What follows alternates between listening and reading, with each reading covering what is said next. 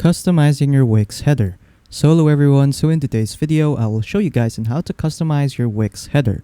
So without further ado, let us begin. So what you can do first is go to your header right here on the very top, click on it, and then there will be an option right here that will allow you to quick edit it. So just click on it. And then from here, you can now start changing the details of your header, like changing the text right here. So let's say I'll just change the text right here to my brand, and then there you go. And then from here, you can also change the button text right here and also change the link in where this button redirects you to. And then from here, you can also manage your menu right here. So feel free to customize this section out. Other things that you can also do is add elements to your header. So to do that, just go to add elements right here.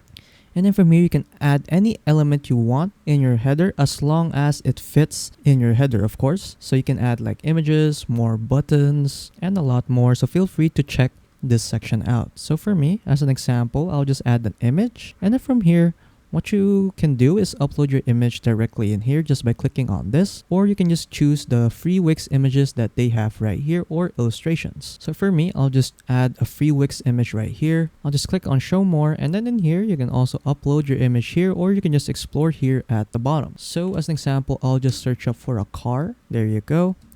And then let's say I want to add this image right here, or this image right here, the outline of the car. I'll just click on it and then just click on add page, and then after that this image will now be added to our header. So let's just resize it a bit since it's very big, and then let's just move it back here in the header. There you go, and then there you go. Next, let's just resize our header for a bit, and then there you go. We now added the image to our header, and then you are done.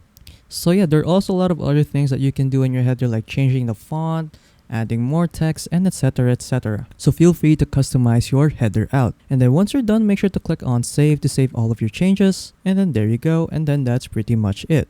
So yeah, that's pretty much it on how to customize your header on Wix. So if you found this video helpful, don't forget to leave a like and subscribe for more tech tips. That is all.